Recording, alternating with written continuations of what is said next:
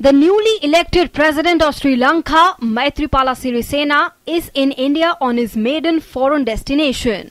This visit is being viewed as significant by both sides to take bilateral ties to new heights and chart out the future course of action by turning over a new leaf. From the time Sirisena assumed presidency nearly 1 month ago, speculation was rife that Sri Lanka would realign its foreign policy and give India greater weightage than it did under Sirisena's predecessor Mahinda Rajapakse. President Sirisena's maiden foreign visit to India has lent credence to that view. Under Rajapakse, China had a greater influence on Sri Lanka.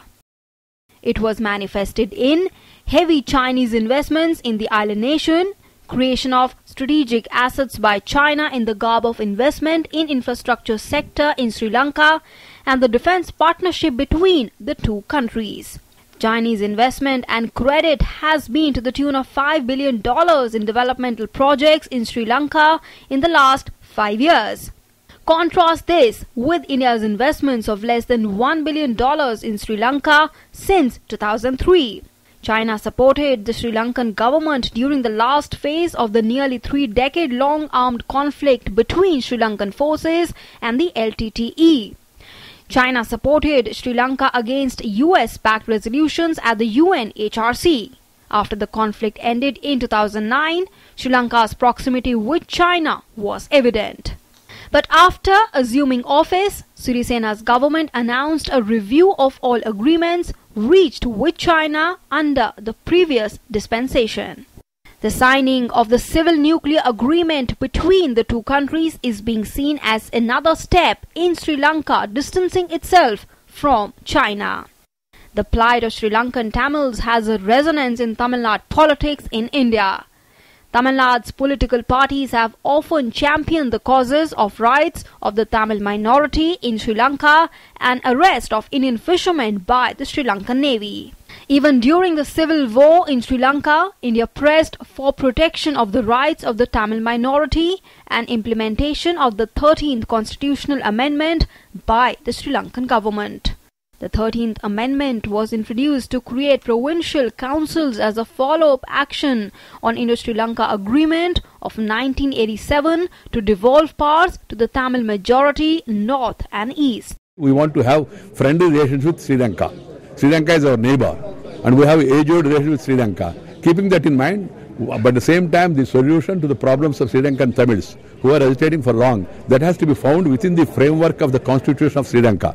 Frequent arrest of Indian and Sri Lankan fishermen has for long been a point of friction in Indo-Sri Lanka ties. Both sides back a constructive and humanitarian approach to resolve the issue. India has often expressed its concerns over the well-being of the nearly 8.5 lakh strong Indian origin Tamils in Sri Lanka. In a move seen as Sirisena's outreach to the Tamil minority, Sirisena appointed a Tamil judge, Sri Pavan, as the new Chief Justice, the first member of the minority community to hold the post in decades. Sirisena, a member of majority Sinhalese community, has favoured reconciliation with Tamils. On the economic front, Sri Lanka is India's largest trade partner in South Asia, while India is Sri Lanka's largest trade partner globally. Trade between the two countries grew rapidly after India-Sri Lanka Free Trade Agreement that came into force in March 2000. India enjoys a huge trade surplus with Sri Lanka. Bilateral trade in 2013 amounted to $3.7 billion. India's exports to Sri Lanka were worth $3.2 billion, whereas Indian imports were to the tune of $543.8 million. In order to strengthen India's ties with countries in the Indian Ocean region, Prime Minister Narendra Modi is likely to visit Maldives, Mauritius and Seychelles, besides Sri Lanka next month.